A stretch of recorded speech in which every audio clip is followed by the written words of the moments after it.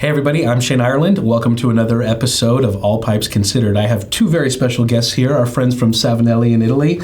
Ciao ragazzi. Ciao. Welcome. Shane. Ciao, Welcome. Shane. Please introduce yourselves for our viewers. Hello everyone, my name is Edoardo Cassani. I'm from Savinelli company, and in the company I am the head of production of Savinelli. Hello guys, my name is Paolo and I am the export manager at Savinelli. Fantastic. So, I wanted to talk about production. This is my favorite topic, really. A company like yours, producing pipes for such a long time, and one thing that I wanted to start with is I've been lucky enough to see the production many times, and I think that it's really. Yeah, it's fantastic. I think that one of the things that maybe not all of our viewers are aware of is that from the moment that production left the small workshop behind the shop in Milan with just a few people producing pipes into a real production in Barrasso, which is still in the same facility that was originally set up. Absolutely. Yes. We'll talk a little bit about why that location was chosen, but before we get into that, the thing I wanted to mention is that in terms of the actual methods and in terms of the actual production, almost nothing has changed from the old days, right? You're still doing everything the hard way, the traditional way. Yeah, exactly. You are absolutely correct, since the production is near Varese, and we are doing the same, we keep the same quality as they did 150 years ago. So we kept the quality very, very high, and we are very severe on this. Yes. Because for us, the quality is the main driver. Yes. I would say same quality and same methods as well. Yes. And I must say, sometimes even same machinery. So we are trying to do our best to implement a little bit, but of course we will have a machine that are very, very old. Yeah. And Well, they made them good back then. I mean, they last forever. Absolutely. So to summarize, I think one of the things that is most, I'm going to jump around a little bit here, but from the first moment that I visited you guys, which was nearly 10 years ago, and I've been coming once or twice a year, every year since then, the thing that I think struck me as the most interesting is, well, there's two. One is that 100% of the production is in-house. Totally. Yeah, Completely controlled from the Brier blocks to the end of the production. Yeah. And again, using traditional methods. Yeah. So there's no computer-driven CNC machine type of stuff. Nothing of it. So let's explain just a little bit from the beginning of production to our viewers. So I know that there's a lovely, lovely storage full of very nice Brier just outside of the factory. This is the first important part, right? Yeah. So why don't you tell us when you guys receive a shipment of Brier, what next? For us, it's very important to control the quality, and to do that, we need to control all the process, as you said. So we have from the Brier to the final control, we do in-house. So the importance of the people, of the workers that we are in Savinelli, because we look like a factory, but we are not a factory. We are just a huge workshop. Exactly. We have a lot of artisan and a lot of people from nowadays. We have people that worked for Savinelli maybe for 30 years, even more. 30, 40 years easily. But on the meantime, we have young people that are working for us. That is very important to keep the product ongoing. And it takes a long time, even for a younger worker, to learn these processes. So even coming to, I think maybe one of the most challenging would be sorting the Brier before and after the shaping. But you also have every single process. It takes a long time to get familiar with absolutely, yes. It's very difficult and papering and all that stuff. Yeah. But everything starts with Brier. So we buy Brier in Italy, since we are a fully 100% made in Italy product, and we are very proud of it. So we buy the Brier and we let it rest for years, because the quality starts from the Brier and how you keep it dry. So we keep it dry in a very, as you saw in our factory, in a very natural way that takes time. Like time, works and effort. Yes. And it took years to get it ready. And this is very important, since we buy Brier all around Italy, then we let it rest. And then after 3, 4, 5 years, even more, we will see if it's good Brier or not. It's a big investment to make sort of blindly. Yes, it is. But you have to, because if you want to have a very nice quality product is not very soft, and let it dry in the right way, this is the nature, so you cannot force it. No. And this accounts for both the beauty and the smoking quality of the pipes. Absolutely. Yeah. I will also say that anybody that's interested in pipes or pipe making in particular, when you go to the warehouse just outside of the factory where the Brier is stored, it may as well be a candy store, you know. Yeah. I mean, or an incredible wine cellar, whatever is your choice. So okay, Brier comes in, it immediately gets sorted, probably mostly by size. Yeah. And then put away to age very slowly and very properly. Once you're moving Brier into production, let's talk a little bit about the next steps. So out of the artisans that you have now, how many artisans are working in the factory currently, approximately? Approximately 50. Okay, approximately 50. Approximately 50. So I would assume, and you can tell me if this is incorrect, I would assume that early on in their career, they're focused on maybe one task. And as their career advances, they learn more and more and more about the process until you get to a point with somebody like Louisa, who was the old factory manager, where she did almost everything during her career. Exactly like that. Yeah. So at first they start working on a single process and they get good at that.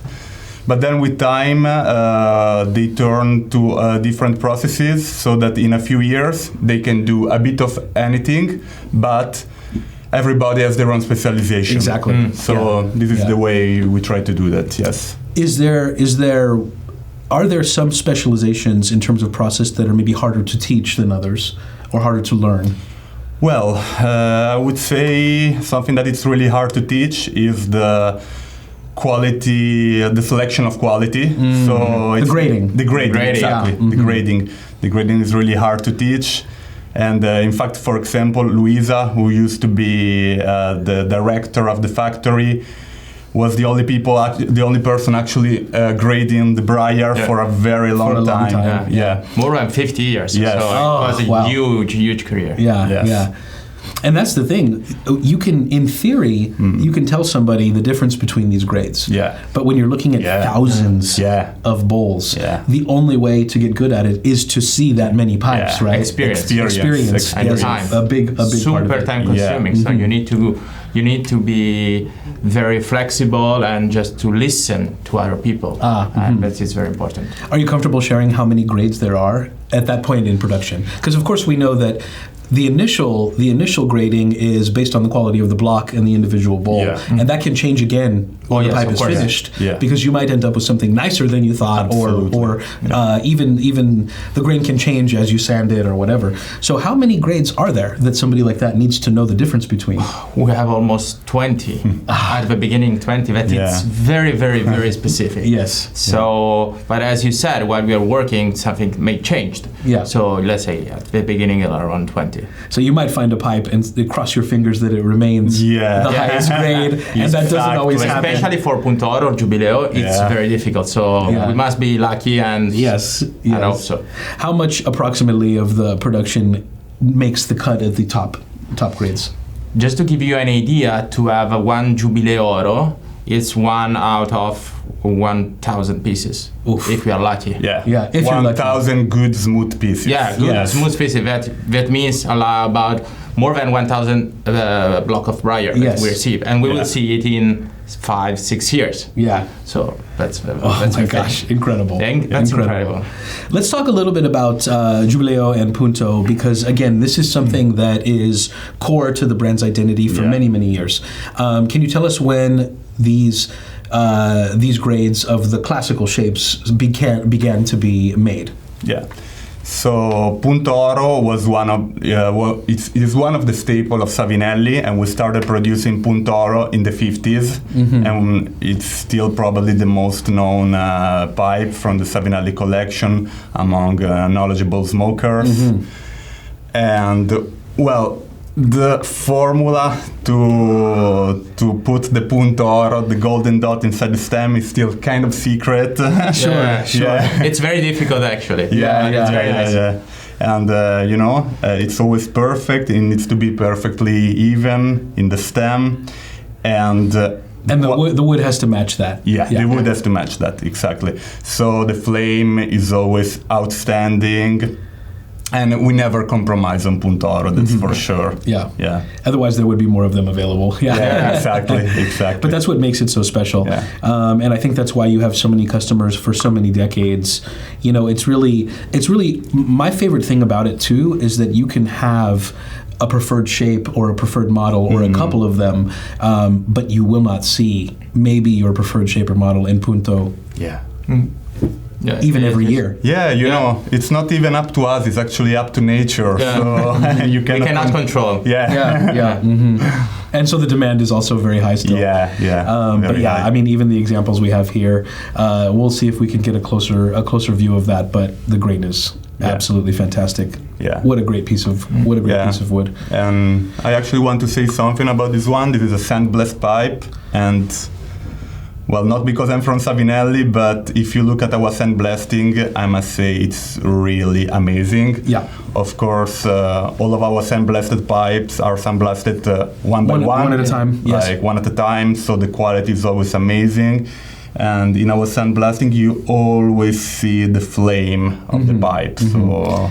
And the reason that sandblasting one at a time, correct me if I'm wrong, so in this way, the artisan responsible for sandblasting has a lot more control. Yeah. Exactly. When you have bigger productions of pipes that are sandblasted, a lot of times what they do is they take multiple pipes at once and sandblast them in sort of an environment where all of the wood is getting hit basically in the same time. Yeah. But when you have something like this, you have maybe one fixed nozzle and the artisan controlling completely. How It's very difficult actually. It's very time consuming, and you must have a lot of experience to do that. Yeah. Yes. Because So you must know the bolts, you must know how to do it. and read the Brier. Yeah, exactly. So that the best quality, the best characteristics of the single ball are highlighted. Exactly. And it's also easy when you're doing them one at a time. It's challenging to preserve the lines of the shape also. So that's another factor that you can see even when somebody sandblasts really deep or whatever, really strongly, maintaining the lines of the shape is also quite difficult. And there is no margin error because you cannot make any mistake. Yeah, you can't put the wood back on. No. Especially for Punto Oro, it's gonna be a pity because it's like unique piece. So if you make a mistake, it's done. So you must be very careful. Yeah. Absolutely.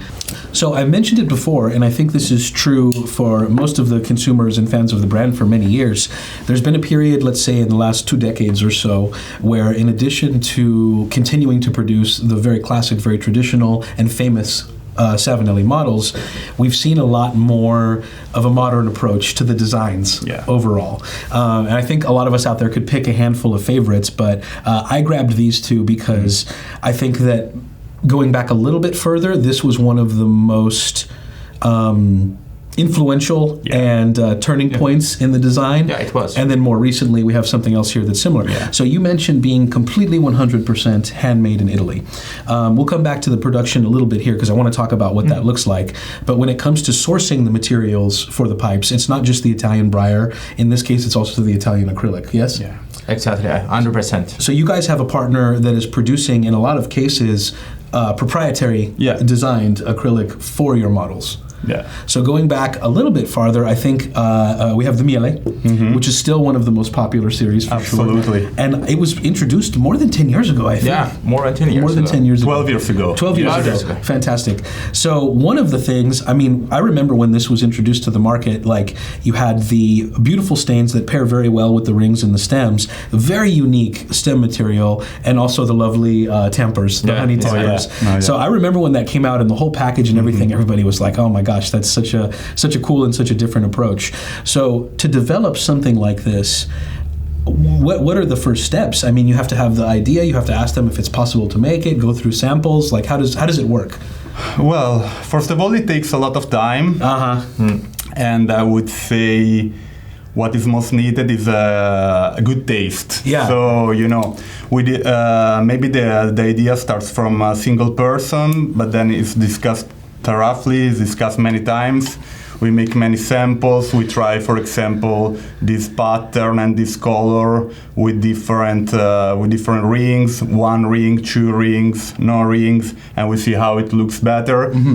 But then, before a new pipe is approved, it's discussed by the whole team, and everybody needs to like it. Everybody needs to like it. Well, and it's not just the rings. You have to figure out also which stains for the bowls Absolutely. that look good with it. That's so important. It's a lot. It's a lot. There's a lot of factors. The color, the quality of the Brier, and Miele, it's a perfect match because the quality of the Miele pipe is very high. Yeah. But on the other hand, the stem it's like particular one. Yes. So that's a very specific series that was really successful. It's a perfect mix. And I also assume that when you're talking about a crazy material like this or the Oceano, which we'll come back to in a moment, it's not just how it looks in the raw form. Because when you're buying this, you're buying essentially a sheet of acrylic that has not been shaped yet or anything. Yeah. And at that point, when you have a complicated pattern, well, the difference between how it looks on a perfectly round portion of the stem versus the saddle stem or when you're cutting it down towards the bit, the pattern looks different, right? Yeah. So I'm assuming that a lot of it also comes down to,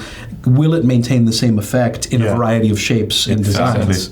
So yes, it's actually also about matching the stem color with the different shapes that we have. As you may know, we have a lot of different shapes. Yes. So that's also a big part of the work. So you can imagine there is a lot of brainstorming in projecting all the new pipes. Oh, of course. Yeah. And I mean, to pivot here to these two examples we have of the Oceano, which, if I recall correctly, the Oceano debuted in, 2019? Yeah, 2019. Yeah. Something like that? Yeah. So it's been around for a few years now, but I would say that out of most of the new series we've seen in the last 5 years, it's one of the most popular. Yeah, it is. And I mean, I remember when we first saw the samples, it was striking, and we had never seen a swirl patterned acrylic look quite like this before. But for example, you see there's a huge difference between the diameter of a model like the 320 KS and the diameter of a 701 or even a 606 or whatever. And the pattern has to look good. Yeah. In any case. And that's not easy to achieve. No. That's not easy to achieve. And also it's very difficult because also the stem, all the stem are different. And also we need to work because also the art of making this kind of acrylic, it's all artisan made in Italy. So they have to pour it by hand. Everything is made by hand. So mixed by hand. When we have a sample, maybe then when we receive some stems, they look like different. So we have to start again. Exactly. That's a lot. For instance, like the Miele, it's everything is like custom for us because we decide we make stem and then we will decide. So I think most of us are probably familiar with the idea that in order to get a quality of pipe, say for example, even like a Punto or even like the Oceano Smooth, there's a lot of Brier you have to go through to get the quality that you're happy with. Yes. How much is that true for the stem material as well? Like there must be a certain percentage of waste or a certain percentage of... Unfortunately, we have a huge amount of waste. Because especially for Oceano and Miele, especially for Miele, we have a lot of problem with stems. So we have a quality control of stem before the production. Okay. So we decide which one is going to be okay for the pipe. So we have a huge waste. Go ahead. I would say that's the thing, because all these kind of stems, they're all different one from the other, but they all need to look good. And uniform.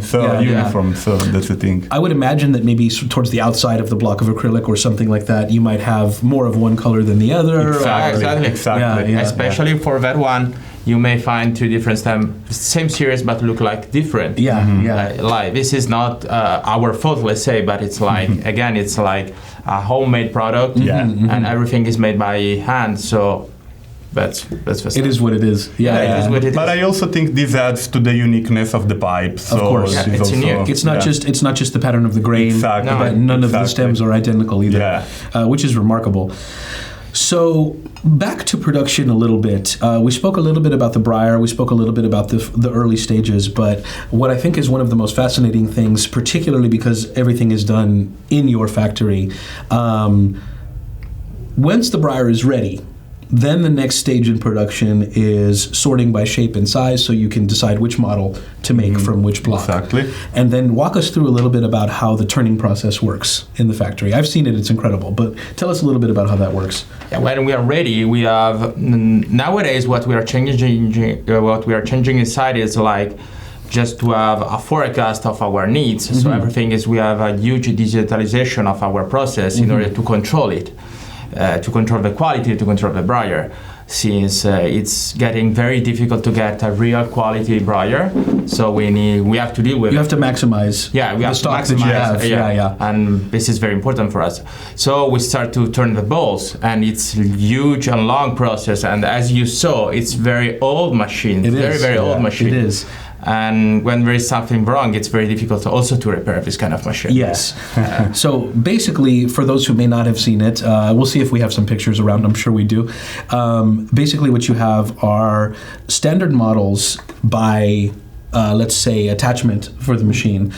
So the way that pipes have always been turned since the very beginning is that you basically design cutting tools that form the bowl part of the shape and the shank part of the shape in two different steps. Yeah. And then there's still a lot of handwork after that, right? Also because it's made one by one. Yes. One by one. So it's there is a lot of waste again, but it's made one by one. So it's also very important that the artisan that works on it just make the right regulation on the machine. Right. And every 100 pieces they have to control that everything is okay. Right. Oh, that's interesting. No, we have counted the minimum of 80 hand passages after the bowls are turned. After the bowls are turned, yeah. So even on the bowl turning process, so how many artisans are doing nothing but controlling the turning of the bowls? It's like 4 people turning bowls full time. Just full time. Yes. That's a lot. That's a lot. That's incredible. And yes, it's like you said, there's no way to make that faster. No way to make that faster. When you do something like modernize this process too much in terms of having like robotics or CNC type of machining, it doesn't work. Well, it doesn't work because you don't have as much control over the natural material. Exactly. Like an artisan can say, okay, like if we modify this block very slightly and turn it very slightly, we're going to end up with a much better result. Yeah. Whereas if you're just loading that into a machine that does everything automatically. And sometimes you may find that the Brier is a little bit more harder and softer, so you have to deal with it. Yeah. And so you must and have that's the a tooling experience problem. on. Yeah. To better understand which kind of Brier you are working to. Yeah. So you have to adapt, and this you can make it if you have people behind the machine, right? That they can work it. So again, they are making a quality control step by step. So as Paolo said, we have more than 80 steps, but every step has a small quality control. Of course. Absolutely. Well, it saves you time down the road, I'm sure. Yeah. You don't want to get to the end of production and realize that there was a problem. So after we're talking about turning the bowls, so this would be then the second time that the Brier gets graded. Exactly. So you have a batch of bowls in one particular shape, and then what is the person doing after that? After the bowls are turned, we have the quality of 20 grades, and then we start the production. Yes, we start the production, but we don't know what is going to be. So we start the production, and maybe if we need 20, we must work at least the double of the pipes. Yeah. Because if you want to maintain the quality, it's very important for us to work a little bit more in order to get it. Absolutely. And so it starts to get the series. So depending on which kind of stem, which kind of rings, on which kind of characteristic that must have, the production begin. So and then it's like continuous history of a pipe that may start in a way and finish in another way, and that's very interesting stuff. So what would you say are some of the most challenging points of producing a product like this by hand from a natural material? What are some of the challenges that you're presented with on an average day in production? The average day is that you have to deal with natural Briers. Yeah. So when you color it, it may change a lot depending on the Brier, depending how much time the Brier stay in our warehouse, depending on a lot of factors that you don't know. Yeah. So you have to deal with it. Yeah. And also it may happen that you have a wonderful Giubileo, but at the end you may see something that it doesn't work. Yeah. So you waste a lot of time, and it's like a little bit frustrating, and of course come back. So when you're talking about taking a bowl that was turned roughly on the old machinery, there are still hand finishing steps after that. Papering, all that stuff can change. And even then you're talking about very small adjustments in the actual material. I mean, it may change the quality, it may change the pipe. You can have maybe a sand pit come out or something like that you didn't see immediately.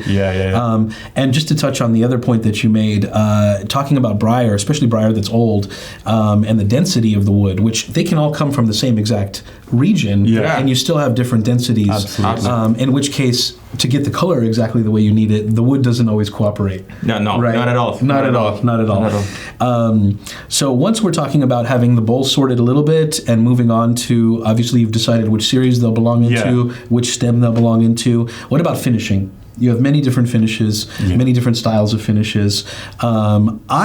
I personally have always thought, because I've had the benefit of seeing a lot of production in the world, I don't think people particularly understand or appreciate actually how difficult it is to produce a rusticated finish and how much work by hand that requires.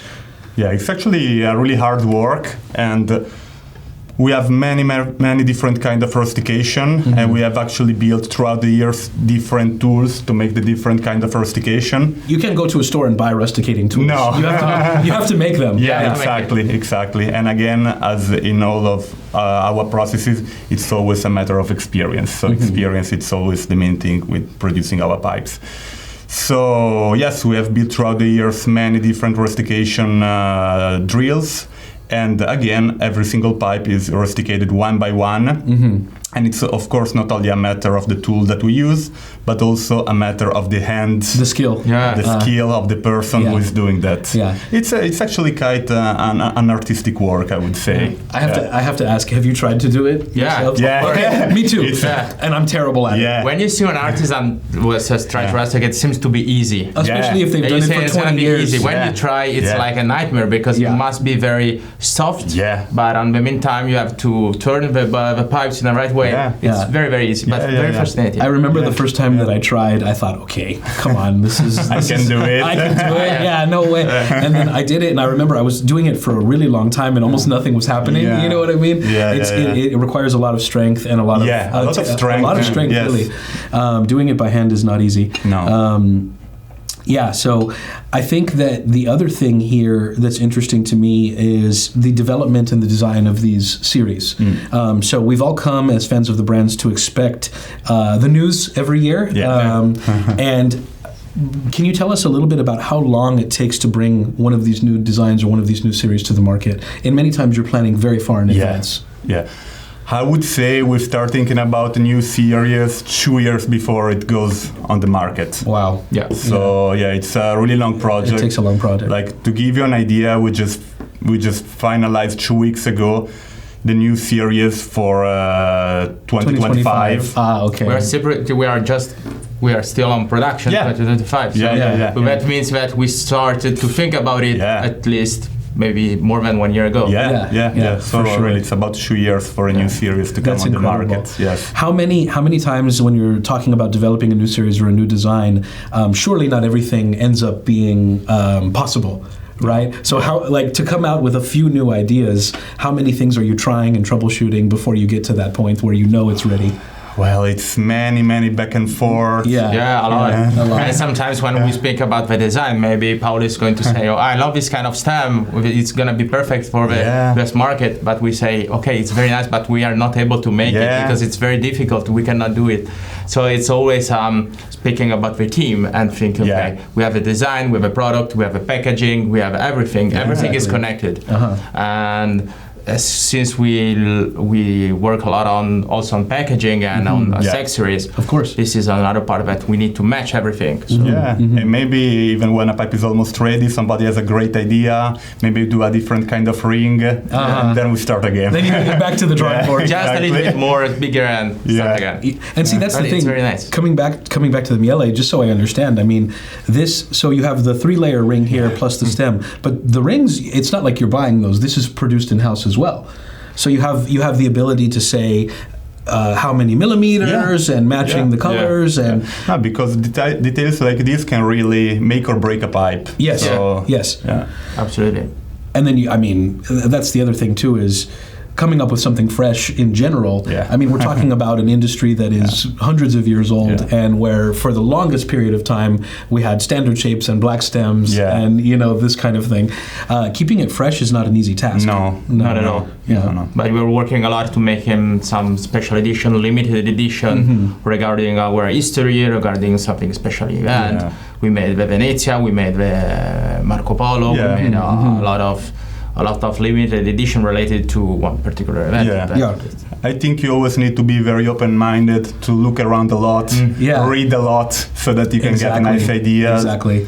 So, yes. Well, the amount of care that it goes into developing something new is another thing I think that, I think that fans of the brand really need to understand. But it's very funny, actually, because we meet each other and we can discuss, and when we can just start, since we are very young in the office, a lot of people of us are 30, 35, 36. So we are really young. So when we discuss, we have a different point of opinion. Then we have some more senior part of the team that they are more classical way. Of course. So it's very interesting, because we can have a nice chat and the balance between the traditional and something a little more modern or something a little more innovative is a hard line to walk. It's a hard balance. And we really strive for that balance. Yes. So we talked a lot about the beginnings and the importance of controlling the quality of the Brier. I think that it's not just about the final aesthetic quality of the pipe, which is important, of course, but the Brier needs to be ready. Tell me if this is correct. The Brier needs to be ready in terms of the age and the curing and how carefully it was taken care of in the waiting period. This has a big impact on the final experience of the smoker, yes? Absolutely, 100%. 100%. So let's talk a little bit about why not only do we have beautiful designs here, but why people keep coming back to Savinelli pipes for the smoking quality, the smoking characteristics. It begins with the Brier. The Brier, it's the main stuff, of course. So it's very important to have a very high quality Brier, and this is very hard work for us, because we need to be careful and we need to select the right Brier. Right. Let it rest in a natural way, let it dry, take time, do it manually, and that's, for us, it's a huge effort, but it's very important for the final result. Because I think that Savinelli is very known in worldwide, because the quality and for our product is very high, and we are working a lot. We are doing our best, and we are trying to improve day by day to get the pipes technically perfect. So, but as you know, it's like handmade pipes, so we make mistake, of course, so we try to fix it. But if a good pipe must be perfect in Brier, technically worked. And this is, I think, the main key for Savinelli. So, real quick, you mentioned before when we were speaking about this another time that one of the original reasons that the location of the factory was chosen was for the climate. Yeah. And this is directly related to the storage of Brier. Yeah, everything is open, so we do not use nothing about heating or just let it dry naturally. So we move it, we receive the Brier, let it rest in the shadow, no sun, no light, and for months, years, and then we moved to let it rest in a more comfortable way, and then get it back. So you're the climate is perfect in the near Varese. So you're talking about resting it not only when it arrives in the sacks, but then once it's been rested for a period of time, you have to take it out to another drying process, which is the racks. Because they have more air, so they can breathe a little bit more. But not too fast. Not too fast, absolutely, because it's going to crack. So they need time. So what we understood in the history of Savinelli, that we need time and we cannot force it. No. So we have time and we prefer to let it rest maybe 1 month more than 1 month less. Okay, sure. But we need to respect the nature. That is the basic of everything. It's very important, and we love this concept. Yeah, and I think you can really see the end result on the pipe when you have it in your hand, even in our larger shapes, like for example 320, or even on the huge autograph pipes, they're always very light. Yes, and that is another thing that you can't rush. Exactly.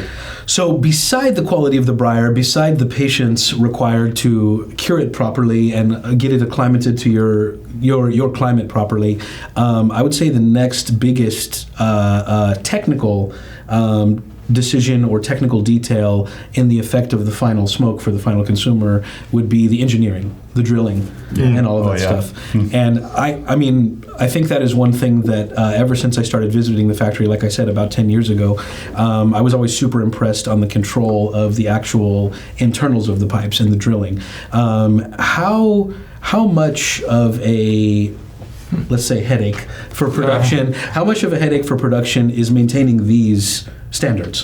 Very, very, very demanding. Very demanding also because when you have there are some shapes that are easier to make it and some shapes that are quite impossible. So we had a guy that worked for Savinelli from 40 years, a lot of times, and now we have a young guy and let's say 2-3 guys that are able to drilling, and they made by hand.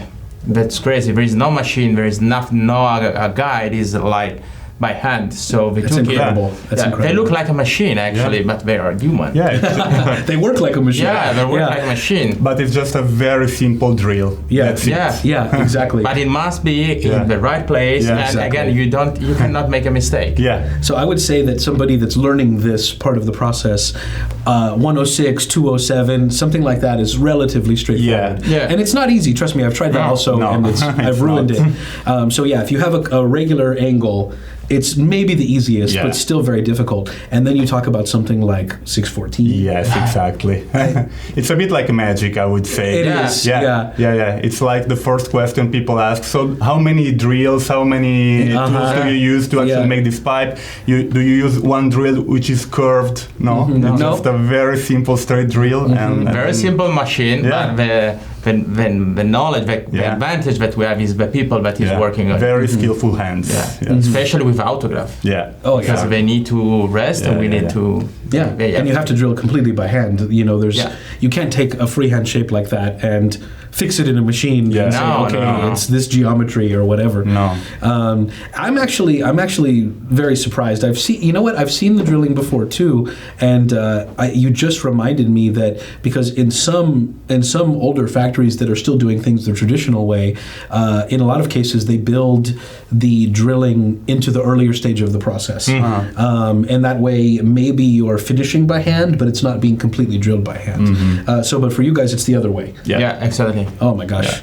Yeah. It's like our techniques that we used to do like this since the beginning, because we think that it's better. So sometimes you can't improve what they figured out 200 years ago. You know what I mean? Yeah, that's incredible. There is a reason why that we do like this, because it's gonna be better to drill the pipe after before to take the stem. So the stem is gonna be perfect inside the pipe, and even if the briar is still alive because it moves, of course. Of course. So it must be in the right moment. That's a good point too. Yeah, throughout production, you still have changes in the briar temperature and humidity. Yeah, humidity a lot. If we're in the winter and summer, everything changed. Absolutely. Oh yeah. So we need to figure out how to deal with it. For the artisans in the factory, what part of the year is the most challenging to make?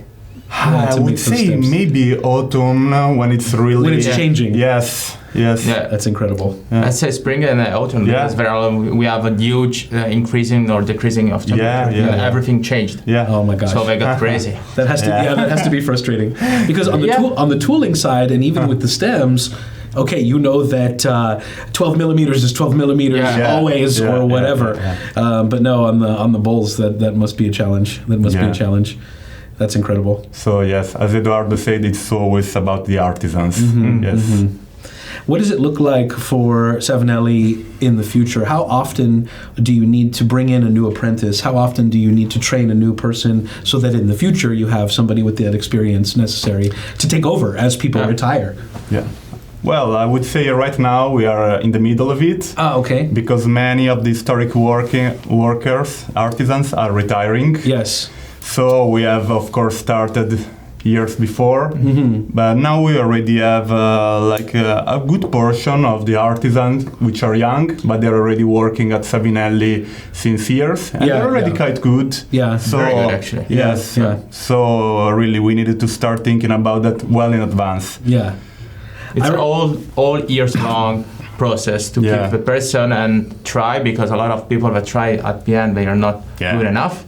So we need to try. We hire a lot of people, a lot of young people, and let them work, and then we will see. But it's like a continuous process to get people in. And we also try to make them passionate about pipes. That's super important. To do this work, it's difficult work. It's hard to convince somebody that it's worth it without the appreciation of the product.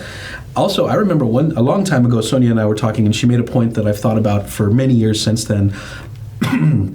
In pipe production, you have historically a larger factory producing a high volume, as Rossi back in the day, or as Chapuis Comoy back in the day, producing a large amount of pipes, and then you have smaller workshops and independent artisans producing a few number of pipes, but maybe they're doing every single step of the process from the beginning to the end. Yeah. And of course, you can find all sorts of quality, high levels of quality from one side of the spectrum to the other. But she made the point that when you, and this is true, I think, for a lot of what we saw in the Danish pipe making community coming out of like the 60s and 70s, shifting from a factory production to a little bit more of an artisan production, the Danish masters that are still around today after 40, 50 years, when they began, many of them began making repairs. Or doing just stem work for in a factory setting or whatever. And the comparison that she made that stuck with me was that, you know, when you start out learning one step of the process and doing one step of the process thousands of times, you're going to master that part of the process a lot faster than somebody that's doing everything all at once. And I think that's something that we as consumers and as smokers might not understand properly or might take for granted, but the difference, even from a very small volume to a medium volume or whatever, being responsible for rustication, for example, I mean, they have to get good at it quick, and even quick can be years, and they have to do it many times. It's a muscle memory. It's and that is something I always found interesting too, that basically the guys that you have in the sort of apprentice stage of their career, they're spending so much time on each individual process to master it. And that's it's incredible dedication. They need also to listen to more experienced people, so they must be very open-minded to listen to other guys and to learn. And since it's gonna take a lot of time, they need to have patience. And that is not easy nowadays, because they want to learn how to make an autography in 1 week. But it took years to be able to start to work on a autograph. You know, and there's not much theory behind it. It's just about doing it and doing it and doing it again. Exactly. And then you'll get good at it eventually. Yes. I've said for a long time, and this is true of any pipe craft, to get from, so first of all, I think we can agree that a perfect pipe, 100% perfect, maybe it doesn't exist. No. Maybe it doesn't exist, especially because you have the natural material to work with. There's no perfection in nature. There's no perfection in nature. So, but my point is, to get from, you know, knowing absolutely nothing as an artisan to getting to 75, 80% of the way towards perfect, that can happen actually fairly quickly. But the difference between somebody that can make 80% perfect and somebody that can make 90% perfect is decades of work. So true. And experience. Just to make the step to be in that part is very, very difficult. And as you perfectly said, there is no perfection. Even if we start with a material that is natural, and then there is no machine, there is no CNC machine, there is nothing. So it's just people. And people, by definition, make mistakes. So they're not perfect. That's the reason why when you buy a pipe that look like similar, it can be different. It's like a little bit different. But this is not a defect. It's like a plus. Yes, absolutely. Like this is a variation. You have a unique piece. Even from Giubileo to Punto Oro, they are all different pipe because they are worked by hand. So. Absolutely. And that's one thing that I think is just very important for all of us as smokers to understand, that I think a lot of people sometimes assume that it's relatively easy to produce, you know, let's say something rusticated or, you know, maybe a standard shape or whatever. Now, I have also made the argument for many, many years that classic shapes are actually the most difficult to produce because it's the easiest to see when something is wrong. It's the easiest to see. It's the hardest to make it perfect, and it's the easiest to tell when there's a mistake. That one specifically is very hard to make. Absolutely. Drill that one, it's very, very complicated. Well, I mean, the more wood that you have, the more possibility it is for the drill to move. And there's different densities of the wood the whole way through. You can hit a hard spot or a soft spot or whatever.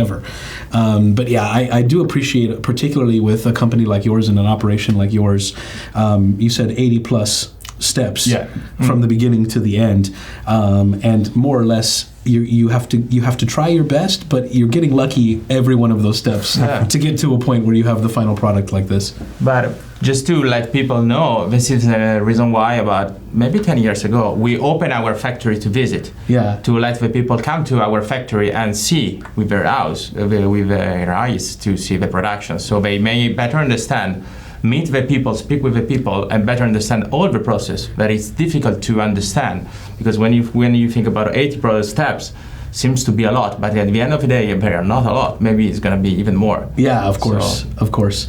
No, this is not possible, but if anybody out there that is a collector, a customer, a smoker, if you try even once in your life to get like a pipe kit from online and finish it yourself, I think you'll have a different appreciation for what you're smoking. Absolutely. Because it is one of those things, especially when you go somewhere where there's a lot of people that have been doing it for their entire lives. Watching them do it, it seems so straightforward. Yeah. But trying to do it yourself, you get a different appreciation for how every step of the way it's possible to ruin it, and then that's it. You have to start over. I've ruined a few pipes for sure, and then I stopped trying. But yeah, I think that's fantastic. I would encourage everybody out there, if they have a chance, if they're ever in the area, to visit the factory. And see a pleasure. Always welcome. Yes. Always welcome to show you. Thank you guys so much. Thank you very much. It's a pleasure. For your time. Thank you very much. Thank you. Thank you. And thanks everybody for watching.